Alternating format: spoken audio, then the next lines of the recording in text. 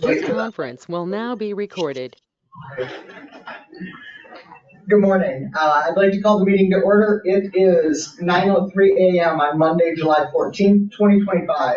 This is a hybrid format meeting of the Oregon Board of Massage Therapists.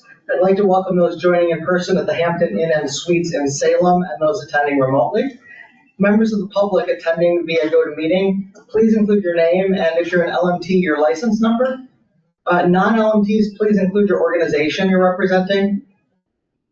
I would like to ask the public attendees to please keep your camera and microphone turned off, except when asked by the chair to speak during roll call and the public comment periods. We'll now call the roll, beginning with board members, then staff, and finally members of the public. Please state your name, title or license number, and the city you're from. Scott English. Carry on. I'm Beckett Rowan, board chair and LMT member, and I'm from Cresswell. Maria Odell, co-chair, Lebanon. Scott English, Dallas, Oregon, public board member. Melissa Fulfer, Baker City, Oregon, LMT 20950. Doug Giles, public health member, Salem, Oregon. Gerald Gray, LMT member, Portland. I'm Bob Ruark, I'm the executive director for the board. Jeff Van Len, compliance and licensure manager for the board. Mitch Breedlove, compliance specialist for the board. Kaito Dosineta Haruna, policy analyst for the board.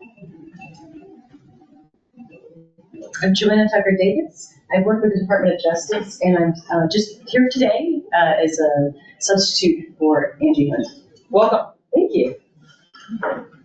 Susan Loy, license number 25163.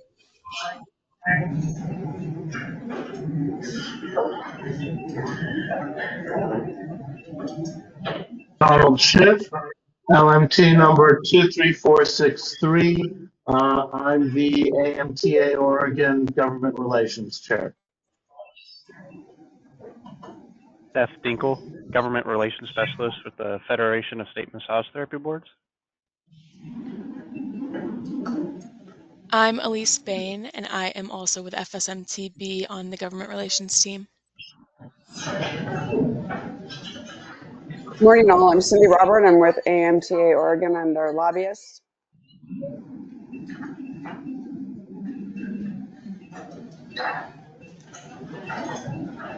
Hi, do we have any more members of the public? Yeah, Phyllis, just joined.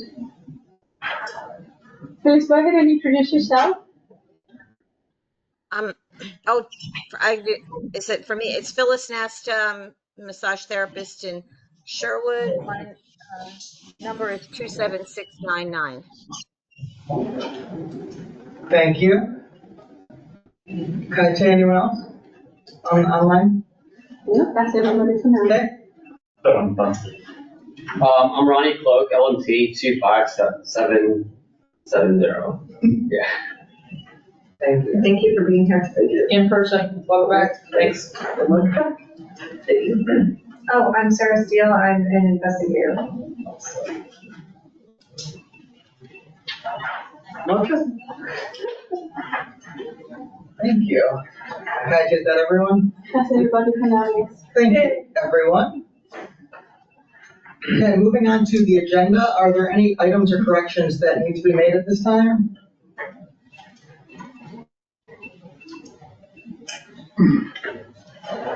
If there are no corrections or changes, can I get a motion to approve the agenda?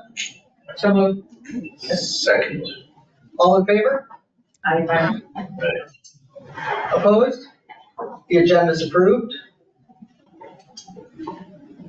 Is there any discussion regarding the minutes of May 12th and June 13th meetings?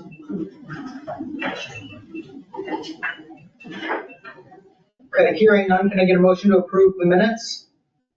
I motion to approve the minutes. Second. All in favor? Aye. Opposed? The minutes are approved. Go ahead and move into board business. Director Ruark. Thank you. All right, I'll just go through the budget and financial report. As of June 30th, we've completed our 23-25 biennium. And as of July 1st, we've begun the 25-27 biennium. So I'm still waiting on all the bills for June to come in to close out the 22-25 biennium. The final board budget for 23-25 was approximately 95% funded with an income of $2,564,982, with expenses as of July 9th of $2,426,762. Of note, these expenditures do not include the payroll payment for May and June, so I'm waiting for that. It's always a couple months behind. And then once I receive those and the remainder of the bills for June, then I'll be able to close out the biennium and give you the actual numbers. But adding those estimated payments to our expenditures puts us about $9,780 over budget for the entire biennium, which is really good. We were going for being way over budget, and the fee increase certainly helped close that gap.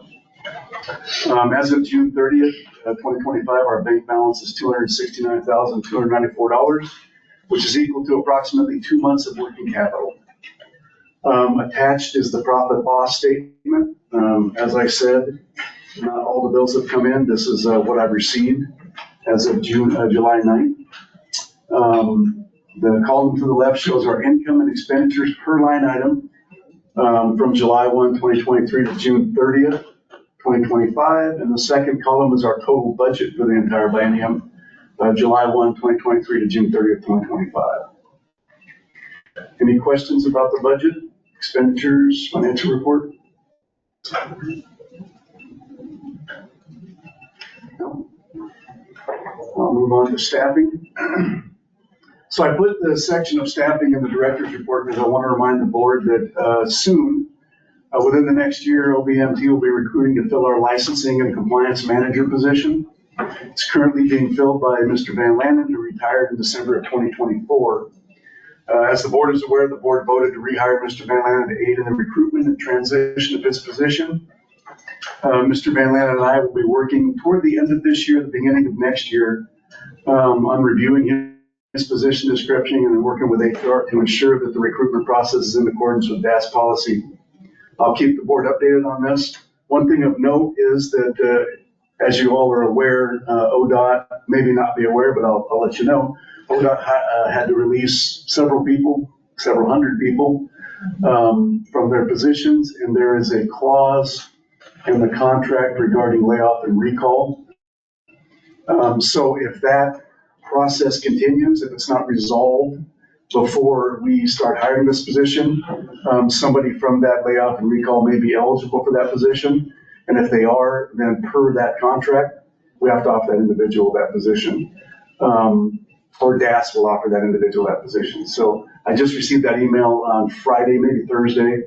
And so I'll drill that down a little bit and find out how that works. But I wanted to make the board aware that we may not actually have a process that we go through. We're going to set it up like a process, but that position may be filled by someone who was laid off from ODOT. Any questions about staffing? Talk a little bit about board member recruitment. So the next round of Senate confirmations for the board members is in September. Recommendations to the governor's office are due by today. We had one qualified applicant for the open LMT board member position vacated by Raymond Riley. And that individual's application has been forwarded to the governor's office for review. As you're aware, the governor's office ultimately picks that position. So I'm waiting to hear back. We should know within the next I should know within the next couple of weeks whether they're going to move that individual forward. Also, Board Chair Beckett Rowan is up for reappointment, and their information has been submitted to the governor's office for the reappointment also. Any questions about board member recruitment? Why would we only have one qualified applicant? Because we only had one applicant. Really? Yeah. Okay. Yeah, so when you apply for a board member position, your application, it's not there for eternity. It doesn't stay in the system for years and years. The new process is that application transitions off after a certain period of time, which is controlled by the governor's office. They decide when they're going to move those off. I think it's a year, maybe 2 years. And so when I looked at our applicants, we had one applicant for the LMT position only that applied by the deadline, which was July 7th. Mine was in there 2 or 3 years before you guys called me. Absolutely, yeah. So the governor has the ability to set new rules when they want to, and that's what the governor did. Yeah. So what we did before may not be what we do now. Okay. Just curious. Or tomorrow, for that matter, depending on what the governor wants to Okay, do. so we might have one new person by the traveling board meeting. Yes, correct. Based on the application, I suspect we will. It's a pretty good app. Yeah. And we're going to throw them into a traveling board meeting right off the bat. Hey, jump into the deep end. That's how some of us do it. We've been known to do it before. Yeah. Okay. We have a good coach for that transition. But It's not too bad, honestly. You learn a lot. I think it actually was maybe better. Yeah. Like you get to see so much. You get to have. We better make sure they have computer knowledge. We'll take care of them. We'll take care of We'll it. take care of you. Yeah. You can sit all by yourself now. These board member positions all come down to timing, and Senate confirmations only happen when the legislature is in session. Okay. So if Raymond Riley resigned after the deadline for the last confirmation hearing deadline, then I couldn't get him into that, and I tried, even though he resigned a few days, not a few days, it was like a few weeks after the deadline. I tried to get him in there, but they have such a tight process that they go through that I couldn't get any new applicants in there until the September one. So, what would be the next round that we'd be able to put somebody on if we needed them? How often is that? October, November, yep.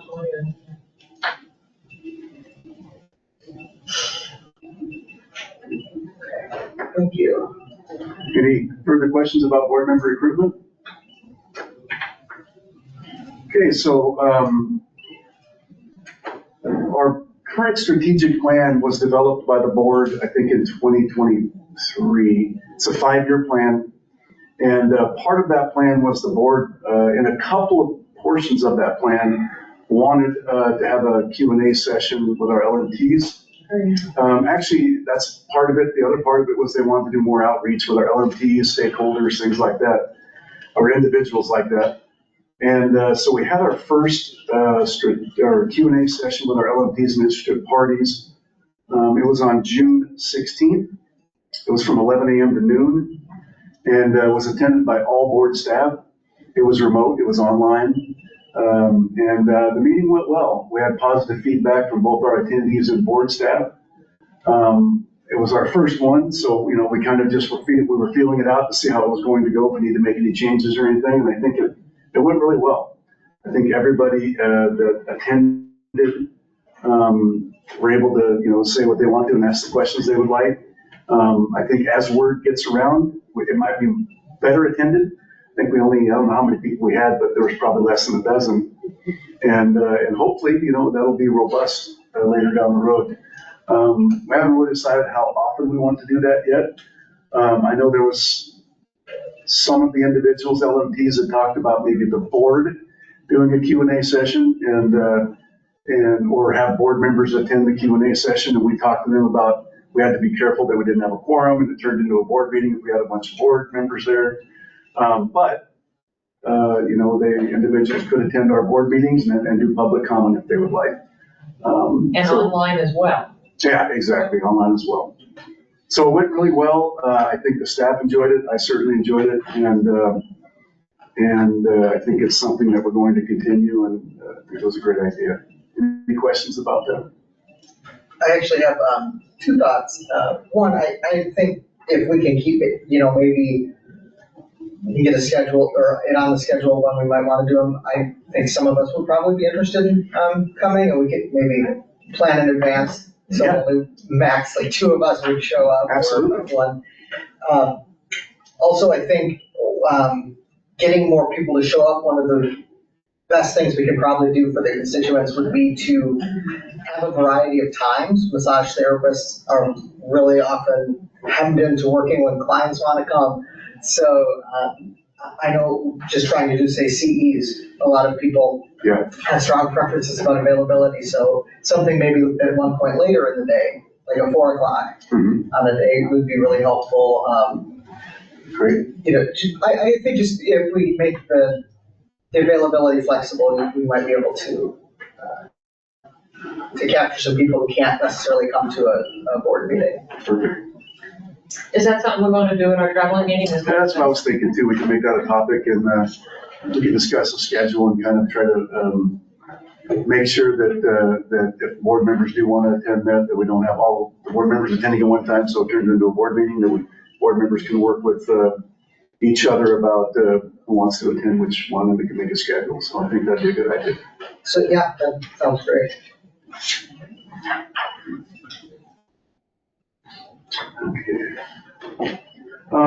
At the bottom of my director's report are all my action items that I'm working on. The majority of them are going to be,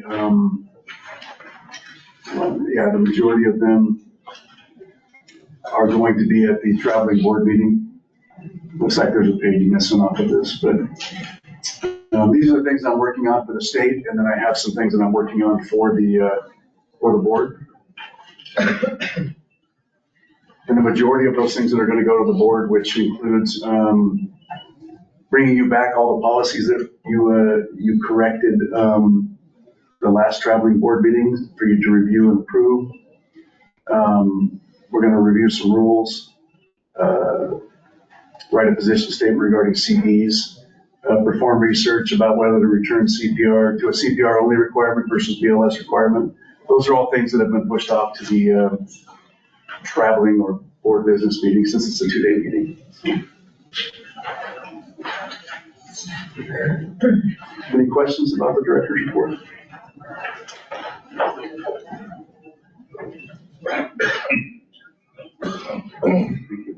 Move into compliance. Absolutely. So as you may be aware, beginning on July 1st of this year, the law regarding the ability to petition a regulatory agency for a predetermination on their backgrounds became effective. Created by Senate Bill 1552 in 2024. This predetermination process allows an individual to petition a licensing board to determine if a criminal conviction would prevent them from obtaining a license before they begin the required educational program for that profession. So I have been, the board created some rules on that, and I have been working on designing the forms to make those petition applications. I think we've got it pretty darn close. Director Ruark, we have payment forms, a questionnaire. We'll be modeling other state agencies that are also required to do this to maintain consistency across the different agencies. We don't expect too many petitions for this. I'd say we roughly receive maybe 1 or less phone calls regarding the same kind of question a month. And this only applies to convictions. And since the board evaluates on a much broader background scope, the only answer that the petitioner is going to receive on this is whether or not that individual conviction is a disqualifier or not. Not whether or not in the total background check in the future, whether or not they'll be accepted. Any questions regarding that implementation? Good. I have a question. Yes, Carol.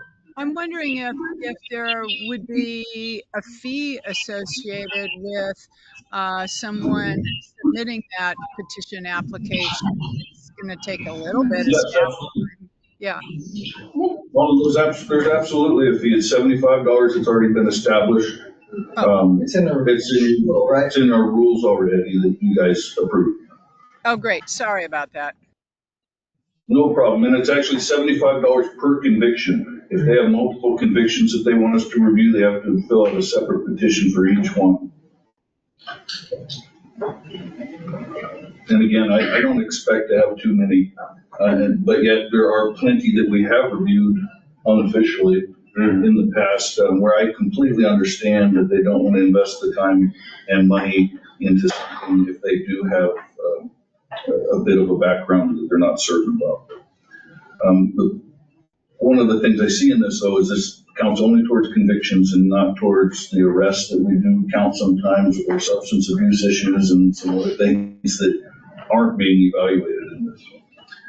We're going to navigate that. Director Ruark and Mitch and myself sat down and said, when these petitions come in, if we sense some of that, we may work with that individual petitioner to make sure that we're giving them the best possible feedback that we can. Along those same lines, in compliance, House Bill 3819-A, that's going to require a bunch of new rules and new forms, et cetera. I've already begun with Mitch to draft some of those so that perhaps we can bring them up at the 2-day meeting and start work on that, or have the board assign that to a committee. This is regarding the higher civil penalties, the criminal violations moving up to a felony status on a second offense, and especially placarding the storefronts that are found in violation. We need to have some policies and procedures on how we're going to do that to make sure that we are doing it properly, consistently, and without bias. We have made some possible placard samples already and some sample language that hopefully we'll be bringing to the 2-day meeting for you guys to review and consider. Well, I believe we're also going to need some rule changes or additions regarding the mandatory reporter requirement, and possibly making sure that we add that mandatory reporter training would be an approved CE. That probably needs to go into our curriculum too. I would agree. Yeah, I think that would be a good place. I mean, that seems like we're kind of setting people up for failure if they don't learn right after that. Yeah, we could also put it into the what's the jurisprudence part. Make sure that that's in there. We have had some changes in our contracted compliance investigators. Investigator Roloff is relocated to the Redmond area. He'll be primarily working cases in that area. That's good because having a solid investigator like Garrett over in that area will be beneficial, but at the same time, we've lost a great resource here in the Valley. Longtime investigator Ken Herbst has announced his intention to retire for real and will not be working for the board after December of this year. And as you know, Ken has been here longer than any other employee, including Director Ruark and I think even the guy and Mitch. Yes. Yeah. Is your Ken has always been our go-to investigator, and that'll be noticed. But we have Sarah coming up in the ranks, and she's going to take over for Ken. I have put out some feelers to like the state organization of private investigators, and looking for maybe 1 or 2 more people in the Valley and the Portland area to help us with our investigative needs in those areas. And if that isn't successful, then myself and Mitch will be out on the road a lot more than we are, and at the expense of, taking care of things like rules and forms and other issues. So we'll balance that out, work with Director Ruark to make sure that we're getting everything that we need to done. But the investigations will become a priority. And of course, it also needs some training for new investigators, et cetera. Does a person have to be a PI to be licensed? Okay. Yes, because we contract with them, they have to be independently licensed and insured themselves, because we just 1099 and they're not staff. If they were staff, they wouldn't have to be a PI. Got it. But we don't pay benefits or anything to them. Mm-hmm. Are there any questions about the compliance and licensure report? I do have a question about mandatory reporter training. and maybe this should be tabled for the next meeting if that's when we're going to discuss this more thoroughly. But my understanding is that other licensed professions who have long been mandatory reporters have compulsory training that's available, that the state produces it. And I haven't viewed it because I don't hold one of those licenses myself. But I'm wondering if we could direct staff to do a little bit of research and see what's already out there and see if we could piggyback on that, such as the pain management thing. And I presume it'll be better than that one was. Yes, and I believe there might even be a workday type of training out there too. Yeah, that's how we intend to do it, is to, make sure we're consistent with other state agencies and then add our own flair to it if we need to. So yeah, that's certainly part of the process, is to make sure we're consistent with other agencies. The LMTs are joining a big club of other healthcare providers, educators, and state employees, for example, that are all mandatory reporters. No sense in starting from scratch here. I think we're going to pull as much as we can from the existing programs and integrate it. And as Director Ruark pointed out, if we need to put any special spin on it, it would probably be in RCE training and things like that to make sure we're covering special circumstances for LMTs. Like, for example, elder abuse is probably going to be one that LMTs run across more frequently than child abuse, for example. So make sure we have an emphasis on how to identify that and what to do when you encounter it. We will have something, I hope, sketched up to bring some samples, examples, or information to the 2-day board meeting so that we have something to actually work with or sign out for further work. Great, that sounds good. I just wanted to make sure that there was kind of something grinding away in the background on this. Absolutely. And that's all I have. Great, thank you. Okay, if we're done with compliance, then we're going to go ahead and move into board meeting date proposals. Yeah, so there should be a calendar in your board packet there for 2026. And so we're looking at wanting to build those board meeting dates for 2026. As you know, there are 6 meetings: January, March, May, July, September, November. And we just need to look at building those dates starting in January, when we're going to have those meetings. So we're talking about January now? Yeah. Does anyone have off the top the last board meeting of the year? The date? November the 16th or whatever. I'm gone January 12th through the 21st.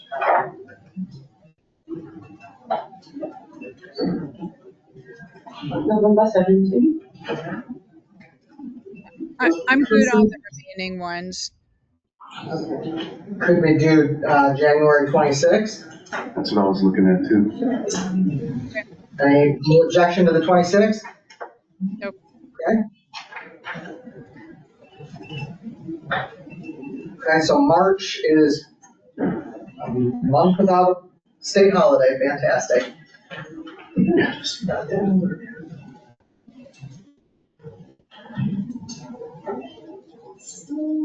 Just not the 9th. It's not the 30th. It'd be the 16th or 23rd. You said the 16th or 23rd? Yeah. Either is good for me. Was that either or neither? Either. Both are good for me.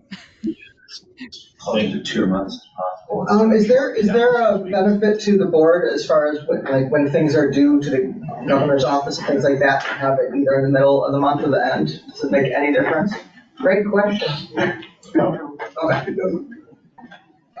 Then I think if the 23rd Works. Second.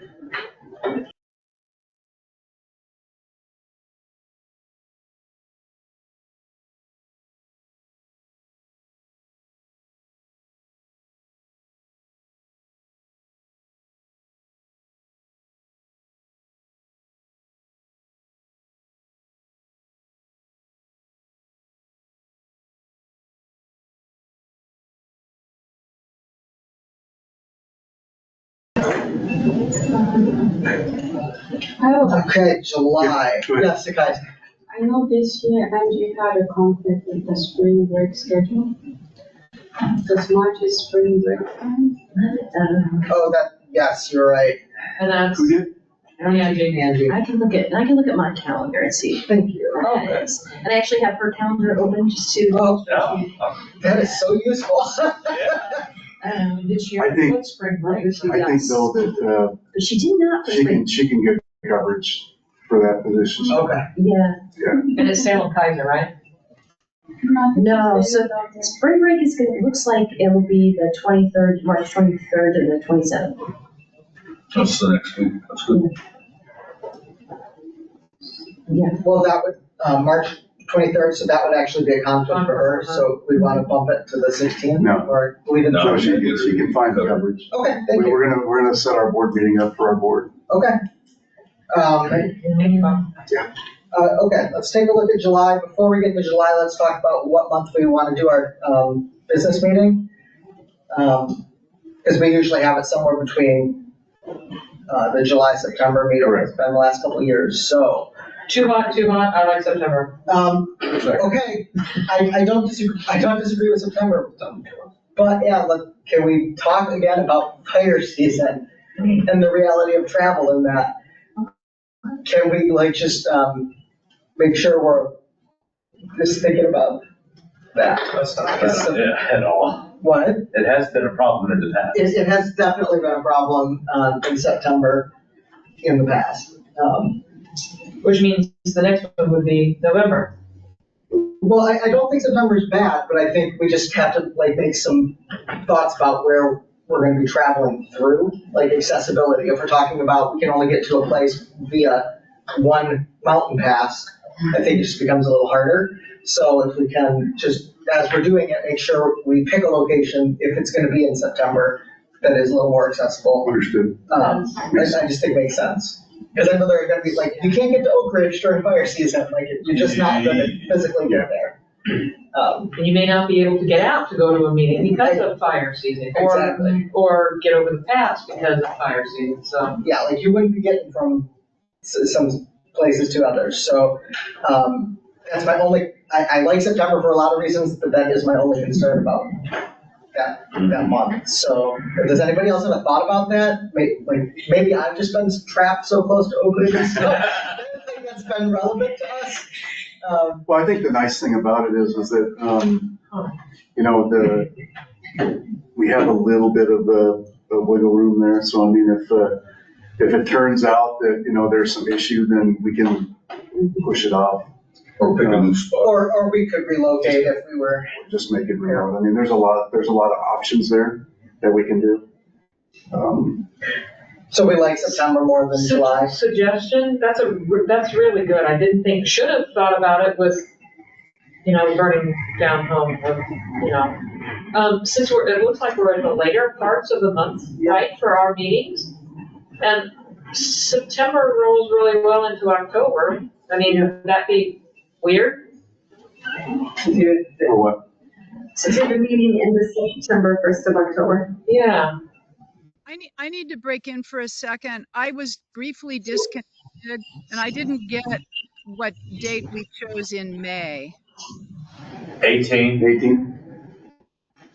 Okay, that by the way, that works for me. Thank you. Thank you. Thanks, Carol. So if we did something like the end of September, I don't remember what the fire season's like at the end, like the 24 and 25. I mean, still going, or we're looking at October 1 and 2. I don't think it's necessarily bad. I just think it's something to think about when we pick locations and stuff. If we want to do it in September, as I'd stick with the end of September, and then if we need to change the location because of logistics, we can pick a new location. Absolutely. Okay. I mean, worst case, we can always relocate here if we have to, or wherever. Absolutely. So 24th, then we're not going weeks and weeks without a meeting. So that would give us that's usually the Friday, Saturday, so we're looking at, say, the 25th, 26th of September. Does anybody have any issues with Did we that? set up something in July? We haven't said anything in July. Oh, I'm sorry, apologies. Let's go back to July. And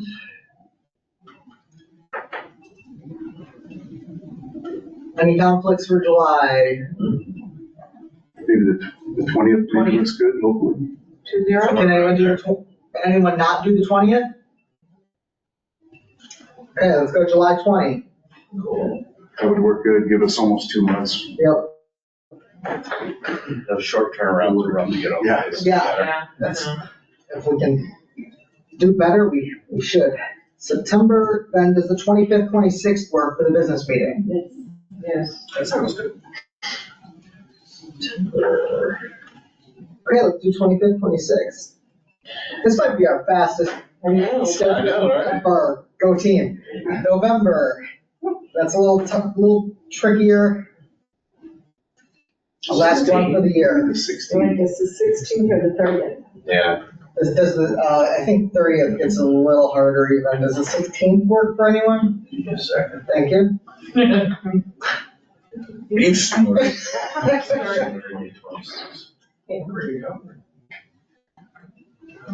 So the 16th doesn't work? It's okay, because we can. Probably not, because I'll be in Canada November. Oh, no, we don't have to February. Okay, can we just go with, The 9th? the 9th? Or it'd have to be the 9th, I guess, or the Yeah. 30th? Let's go with the 9th. Does the 9th work? God? Yeah. Yeah. Sorry for the shorter turnaround. Okay. Okay. Good job. That was the quickest one I've ever seen Absolutely. in my almost 15 years here. Like, I was thinking this morning, I finally feel like I got the timing Yeah. down on stuff, like it's only takes a minute. Okay, thank you, everyone. We don't need a vote on that, do we? We do. Oh, we do? At this point, okay. Can I get a motion to accept the calendar as discussed? I motion for us to accept the calendar as discussed. Second? All in favor? Aye. Opposed? Calendar's approved. Thank you, everyone. All right. The all schools meeting update. So the board, the last couple of meetings, we talked about the all schools meeting that we have every year. We sent information out to the schools, and it looks like, we sent information out to the schools to get feedback on potential dates. And we gave them options between August 13th and the 20th, and most respondents indicated a preference for August 20th. So the final decision on the meeting rests with the board. So we just like to know which of that date range works best for the board as well. Looks like the 20th works best for the schools.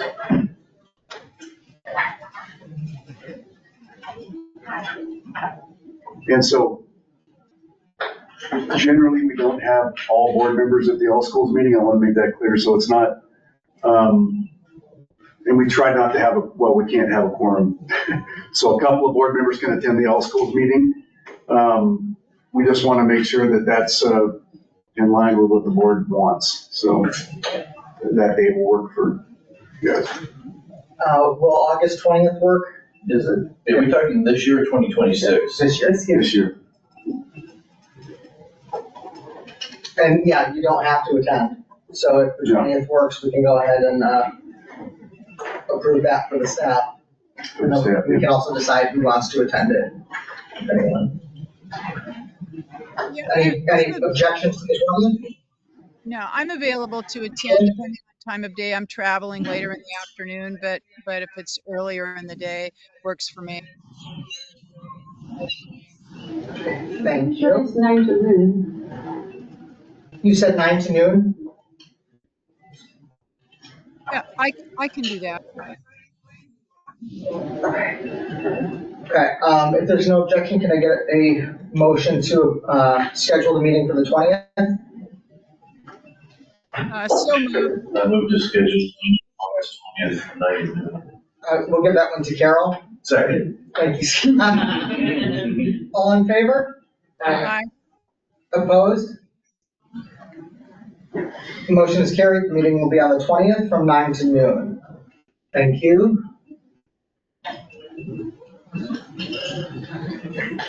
And since we just gave that date to you, I think at the traveling board meeting, we'll add that as an item to make sure we don't have a quorum at the board meeting. We'll see who wants to attend and make sure that not everybody attends, so. Even better, because our new member may be there. Absolutely. So, thank you, that's a great idea.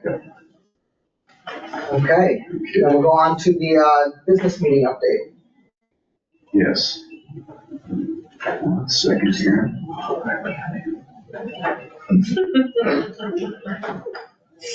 Okay, so there's some information in the board packet regarding the board business or traveling meeting. This information was requested by Board Member Gray. So I put everything together that was requested to enter into the board packet.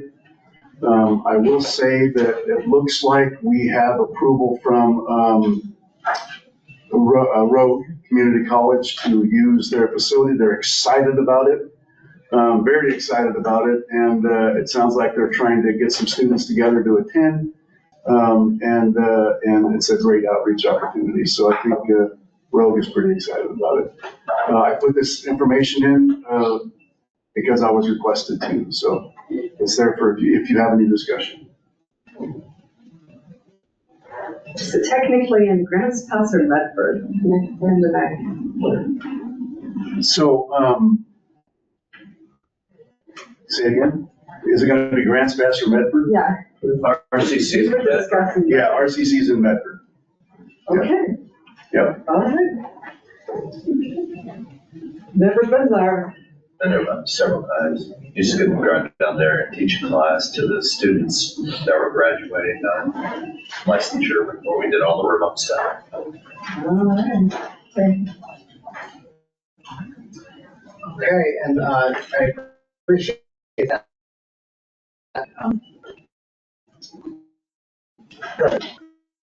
Information you included. Any questions or comments? I'll be recording. Okay, there's no additional discussion. I didn't want to see income or know what it is if they are from time.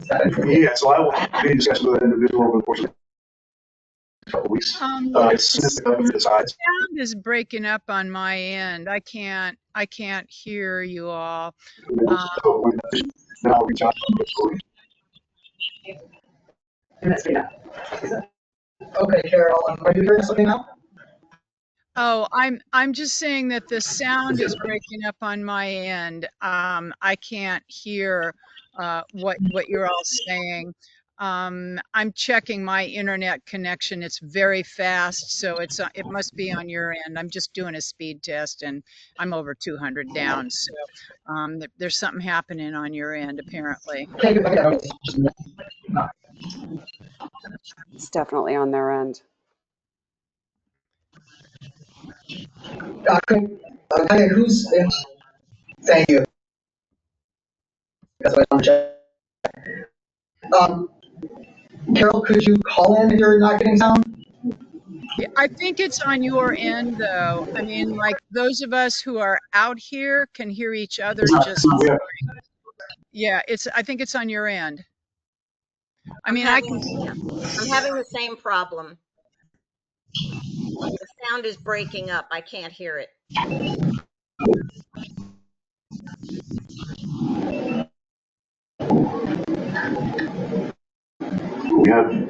Okay, I'm gonna call on people to talk here. We have somebody from FSMTB who could tell me how their sound is when I'm speaking. bad.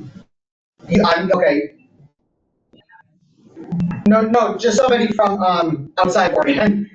I'm trying to get just my. I can't see that. I mean, it almost sounds like you've got a loose connection, like a loose mic connection or something. It's, you know, your visual looks okay. It's okay, Carol, can you give us a second? I can't hear you. It's pretty bad for me as well. Is Alice there? Yes, I was just going to say it's pretty bad. me also. Yeah, I'm struggling with it as well.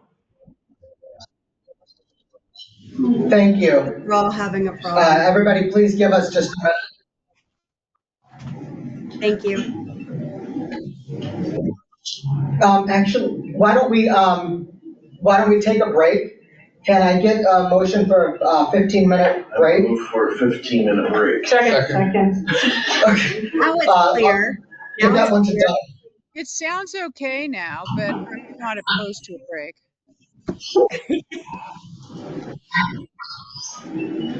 Well, we have a motion on the table and seconded, so all in favor of a break? Aye. All right. Opposed? Okay, 15-minute break.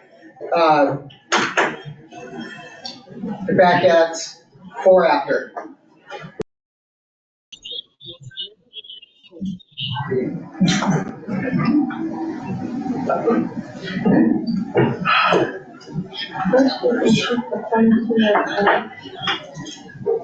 I feel like we might be having a sound issue again as we come back. Carol, how do we sound? So far, so good. Okay. Then welcome back. Everybody cross their fingers and hopefully things will stay running smoothly. My apologies. I think that we're probably done with the Yeah, we're on the board action plan. Okay, thank you. Then we can go ahead and move on to the FSMTB annual. No, we're on the board action plan.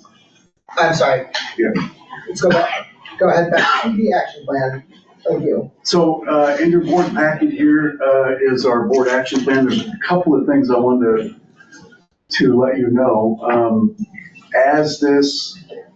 I'll go back a little further. The governor's office requires that all agencies have a strategic action plan. We were ahead of the curve on that. We had one previous to that requirement.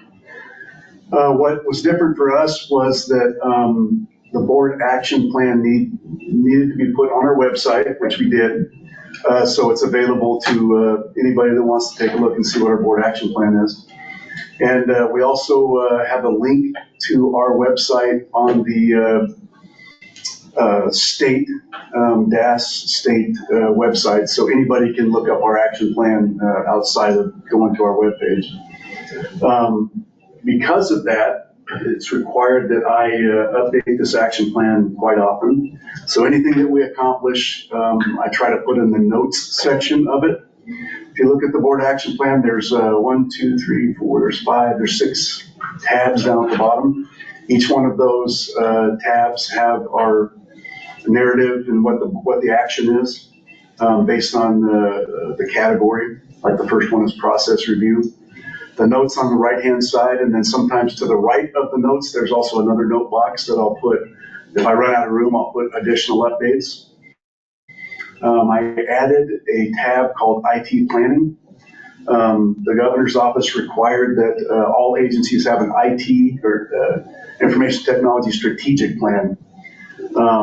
If you do not have any investments, strategic or IT investments, which means we're not doing anything big, we're not changing anything, we're not doing any kind of huge changes during the course of this strategic plan, then we need to put that statement that's on there at this time does not anticipate investments in our strategic planning. So I added that to the strategic plan, and then I added a few other notes on our progress. And I keep this up to date, and then we moved the updated portion to our website and a link to the state. So this is pretty up to date as of a few days ago. We're making some progress. That's the big thing on some of the things that need to be done. Some things we need to start working on, like the process review, but that's going to happen at this business meeting coming up. It's going to be a staff board group effort to try to get some of these things off of our list. But we're doing good. The board is doing good. Staff is doing good on accomplishing these goals that the board set for the staff and for the board. Any questions? Bob, I just want to say I like how this is coming together, and this is much easier than going back to the paper packet I got after our board meeting about 4 years ago that I referenced. I think this is really coming together well, and no notes right now. I like it a lot. Thank you. Okay, then if there are no other questions, we can go ahead and move on to the delegation election. Bob, could we get those dates again? Now that you all have. Yes, it's in October, and I was just looking it up when we started again, so.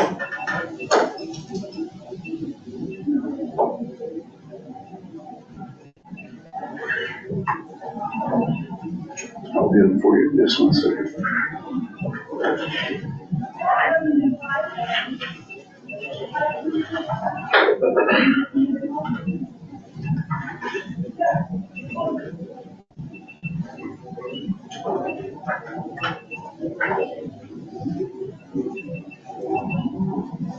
Okay.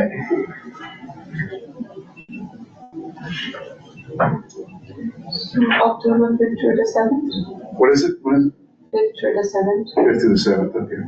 Yeah, October 5th to the 7th. Okay. October 5th through 7th, and that's in Kansas City. Correct. And FSMTV has agreed to, because it's their 20th year anniversary, to pay for 2 delegates to attend Fantastic. this particular meeting. Okay, let's just start off with who is interested in going? No one? I would. Doug, okay.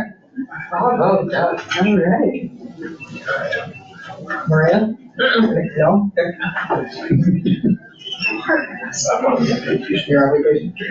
Okay, so at this point, Doug is interested in going. Bob will be there. Yep. But in his capacity with FSMTV. Yeah, we only need 1 delegate, and only 1 delegate can vote. They just offered to have a second one if a board member wanted to attend because it's the 20th anniversary. So only 1 is needed, which will be the voting I'm not delegate. sure what you do. I'm still like, well, I can naive to it all. I can explain a little bit. It's like a big conference, and you go in, and there is a training to explain to you what you do, and there are instructions. But it's sitting through a couple of days of meetings, and there are times where voting happens. But what you do is all very laid out, very professionally, and you kind of get walked through by the staff. They do this every year. It's not hard to figure out what happened once you got there. I mean, they literally, you vote with clickers, and they literally have a training to teach you how to use the clicker. It's super smooth running, and it explains a lot, and you're basically sitting in a couple of days of meetings with people from all over the country talking about all the stuff. Like, it's basically like listening to Bob and Jeff for 2 days. Cool. With some legislative updates. Yeah, maybe a little more dynamic. But like when you're talking about budgeting, you're talking about compliance stuff, you're talking about legislation going on around the country, and then there's always have some meals. internal housekeeping things to do. They elect their board members that are up for re-election. They vote on resolutions. And those will all be, once those are all done, then I will be sending them to the board for the board to direct the delegate how they wish to vote. So we'll discuss things here like we did at the last business meeting. What is the overall objective? Well, so they have to elect their officers and like the people for their board positions. So like last year at the business meeting, we discussed those nominees, and as a board, we voted. So I went there with a sheet of who I'm supposed to vote for, and like a little flow chart of if this person's elected, then vote for this person next. And then there are some resolutions that will come forward, things that are getting passed into the bylaws, rules. You, as a board, will decide how to vote, and then you go represent us and vote as our board decided. So it's kind of like the United Nations are like tables with a flag of every state, and each state representative gets a vote. and you just push a little button and the tallies come up and that's how you know, and then you come back here and tell us what happened. And you'll know what the vote is because the board itself has already decided and given you direction. And that's a small portion of it. The rest of it is training. There's some training on trends that are going on. There's some breakout sessions where you can kind of pick and choose which training you think is valuable that might be helpful. So it's a lot of networking. You get to meet other board members and There's direct. a lot of board staff. A lot of board staff, absolutely. So, and then, then there are, it's just like a very business conference kind of vibe. That's what it is. So I just thought, This one might be kind of special being the anniversary. So Doug and Melissa represent Diane. Perfect. That's okay. You don't have to. You do not have to go. They're interesting. Okay, I don't know the dates again. October 5th or 7th. Yeah. I know the chair normally represents. I'm not unwilling to go. I'm a little concerned about some issues with travel right now. So that's my concern. When do plane tickets need to be, when is that whole registration process happening? It was about 6 weeks. It's open now? Yeah, it's open now. Yeah. Okay.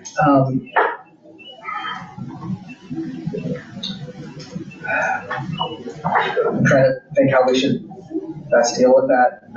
I know we have one delegate, and I will be there so I can help this delegate since he's new. And so if that's something that we only need to have one delegate, or we can only have one delegate, that's perfectly fine as well. So.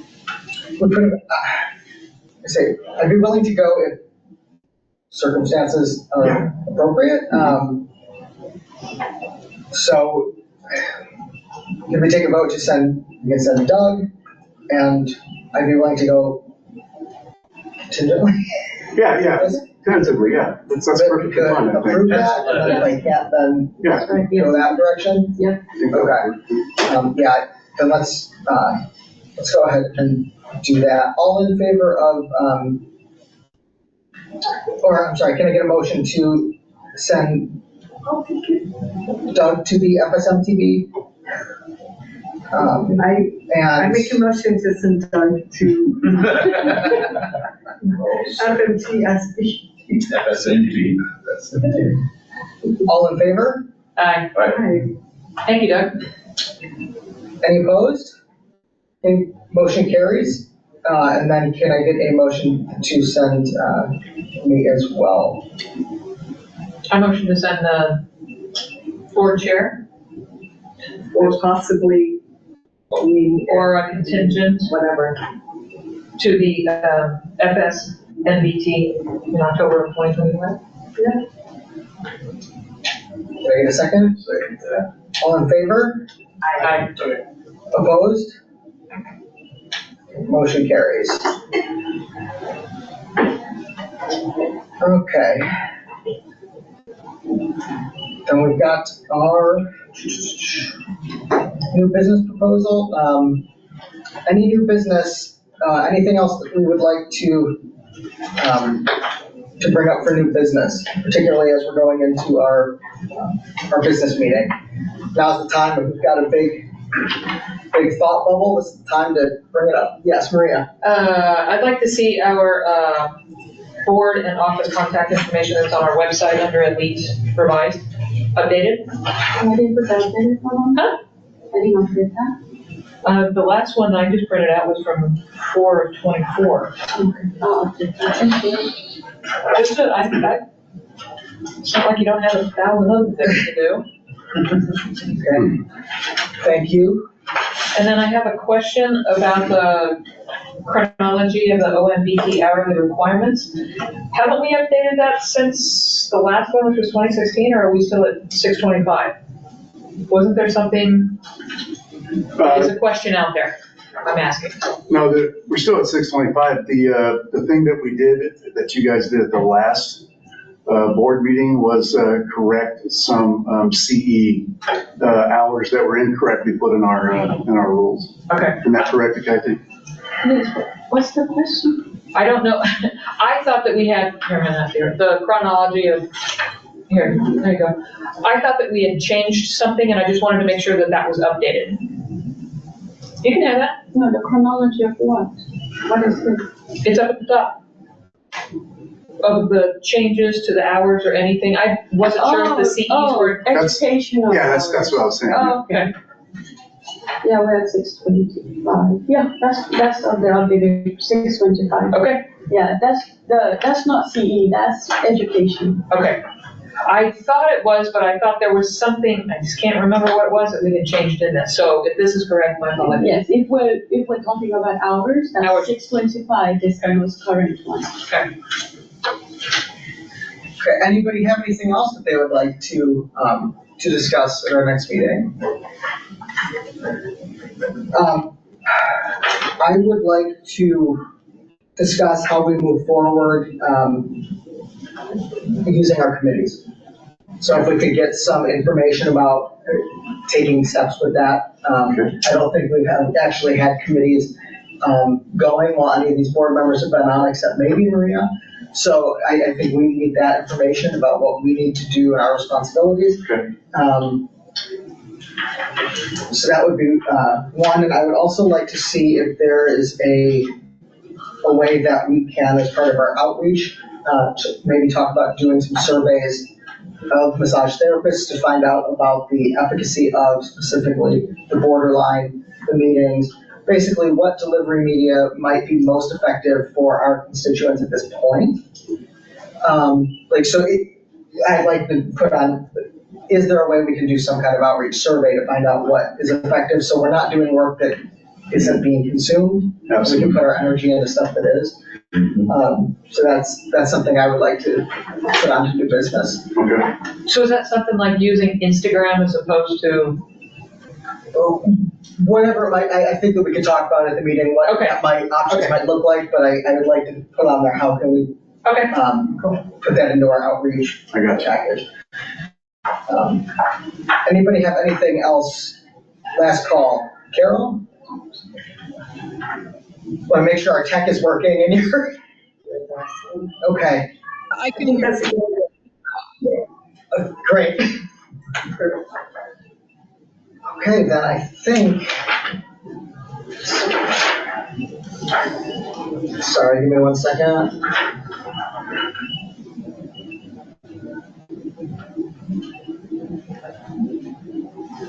Okay, then that's the end of our new business. And we can move into our public comment period. We have no correspondence this week, so we'll go ahead and read us right into public comment. Public comment is limited to matters on the public meeting agenda or otherwise relevant to matters that may come before this agency. Comments will not be allowed that are longer than the time allotted by the chair or are disruptive to the agency's conduct of its business. Any member of the public who'd like to address the board, please turn your camera on now. When called upon by the chair, please turn your microphone on and state your name and license number for the record. Please keep comments to 2 minutes or less. We will go ahead and begin with, is Ronnie, if you'd like to give me an opportunity since you're in person? I am okay for right now. Thank you. Just wanted to give you a chance while you're here. Appreciate that. Okay, then we'll go ahead and move on to everyone attending remotely. Who is it? Don had his hand raised. Okay, Don, why don't you go ahead? Start with you. Thank you, Mr. Chair. I'm Don Smith, LMT number 23463. I'm the Government Relations Chair for AMTA's Oregon chapter. We've been working with the Gresham City Council on a business licensing ordinance, and it's been very difficult because they started from a place of we're going to use this to address human trafficking, which how do I want to put this? It doesn't work. And what they started with these proposals were just some of it's really horrendous. And a lot of it came from a document that was given to them by board staff from an outfit called The Network, which is an anti-human trafficking group. A lot of what they have to say, well, first of all, their statistics are very likely to be inaccurate, but in any case, a lot of their proposals for what to do are basically oriented towards making it easier for law enforcement to make arrests for prosecution of human trafficking. And this isn't really what business licensing can do. It's not a means. And the worst part is that some of these things simply violate privacy rights of healthcare practitioners, which we are. It's a national group, and so our concept of what they can do, and we do think there is a piece for local business licensing, unfortunately, and that is simply to vet people who are applying for licenses. You have we have facility permits here, or at least we do in theory understand that this needs to be brought into present. But the idea is you vet the person. Are you a massage licensee or another healthcare licensee? You are? Great. Send us your license. Here's your business license. If not, well, you have a facility permit. No, you better go get a facility permit. Gresham is in a meeting with them. Don, I apologize. I have to break in. I've let you go a little bit over, but keep it fair. I've got to cut you off. I just want to clarify. I'm sorry. I'll try to keep it brief. It's really hard to do these things in a short time. Do you have a question, or are you just trying? Do you just want to give us this information? I'm leading up to a question and also to ask for you. But the question is, what shape are facility permits in now? I understand. My perception is that they're going to be revamped to make them like the massage license to be updated, every couple of years. What's our time frame before we have this? Before facility permits go into a workable thing that we can say, hey, Gresham, all you have to do, or local cities, all you have to do is ask for either a license or the facility permit, and you don't need to do anything else. Okay. Your sound's breaking up a little bit, but I think I get what you're asking for. I'll let Director Ruart go ahead and answer this one. Yeah, thank you, Don. And I, having read some of that information, I also share some of your concerns about some of it that's included in that ordinance. The facility permits, we're going to provide the board with some information regarding how we would like to update our facility permits. When the facility permit first became part of the process, they were not required to be renewed. And so that's caused us a big problem because we can't track these facilities and where they're going, what they're doing. So we're going to make a proposal to the board to make it a renewable thing and actually adjust some of the requirements for it. The time frame would be, I'm going to present some information to the board at the September board meeting, so the business meeting, and the board may wish to send that to committee to have committee work on it. And as you know, then there's a process from there. But it is being worked on right now, and the next meeting, the business meeting, is where it's going to be presented to the board with some suggestions about how we want to change it. Okay, so then I'm guessing that there wouldn't be anything final and in place until the end of the year at the earliest. Does that seem like a reasonable guess? That's correct, yes. Okay, great. We can give them that information. I wish it were sooner, but it is what it is. The other ask is to... Don? Yes. Don, I apologize. You're at about 7 minutes. I really have to go on to someone else. But you can come back during the second round for you. Sure. I Okay. have to, this is what I need most. Thank you. Thank you. Appreciate it. Phyllis, do you have a question? Or comment? Just a comment briefly. I'm a licensed counselor, and I've been a school counselor for many, many years. So I just wanted to reinforce the idea of having some kind of guideline for the mandated reporter thing, because being a mandated reporter of child abuse as well as elder abuse is a very complicated, complex situation. I've made hundreds of reports in my career, and it's very nuanced to make a report. You know, you have to make a credible report. Finding out if somebody's report of abuse is credible is a whole separate expertise, which no massage therapist is ever going to, get unless they go for training as a counselor. So I guess I just wanted to say it can be kind of a very, very difficult area.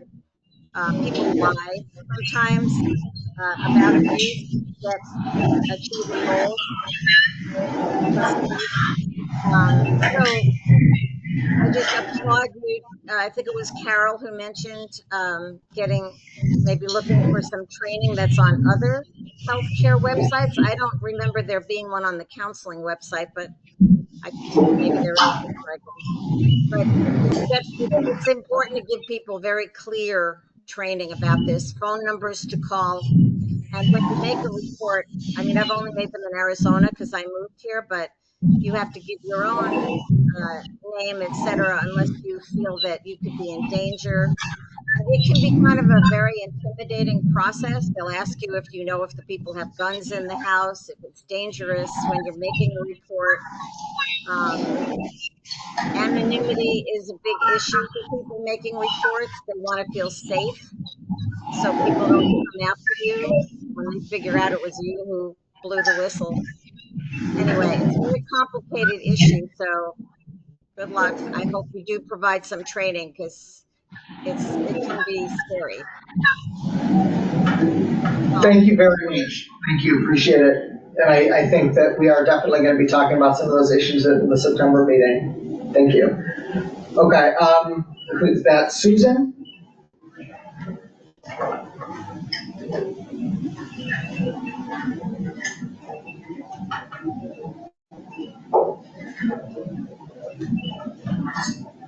There you go. Thank you. I don't notice that I'm watching this meeting for the first time, so I don't have anything to add. Oh, okay. Well, thank you and welcome. We're glad you're here. Welcome. You can go ahead and turn your camera off. That way, we just ask all the public to keep their camera off except when they have a question. Thank you. Glad you're here. Okay. Do we have anybody else from the public who would like to speak? Okay.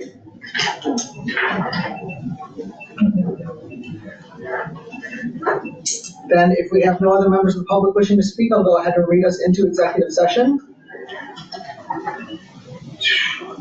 Let me blow it up so I don't. Okay. The Oregon Board of Massage Therapists will now meet in executive session pursuant to ORS 192660 to discuss certain matters on the agenda pursuant to ORS 192660 2F to consider information or records that are exempt by law from public inspection. ORS 5014 to discuss, review, and consider written legal advice provided by the Department of Justice pursuant to ORS 192-660-2F, or to consult with counsel concerning legal rights and duties regarding current litigation or litigation likely to be filed pursuant to ORS 192-660-2H. To consider and discuss in executive session information obtained as part of an investigation of a licensee, applicant, or other person alleged to be practicing in violation of law pursuant to ORS 192-660-2KL and ORS 676-175. No decision may be made in the executive session. At the end of executive session, the board will return to the open session and welcome the audience back into the room.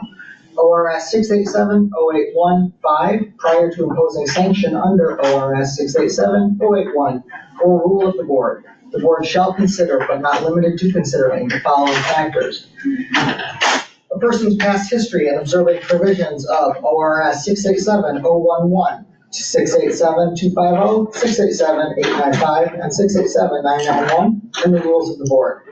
The effect of the violation on public safety and welfare, the degree to which the action is subject to sanction, violating professional ethics and standards of practice, the economic and financial condition of the person subject to sanction, and any mitigating factors that the board may choose to consider. I estimate that we will return back from public session. Mitch, do you have a thought? We have 27 cases over on prosecutor's hours. About 12:30, what do you think? That sounds reasonable? I estimate that we'll return back from public session at approximately 12:30 p.m. All members of the audience are asked to leave the room, and if attending virtually, we will return back around 12:30 in this public session.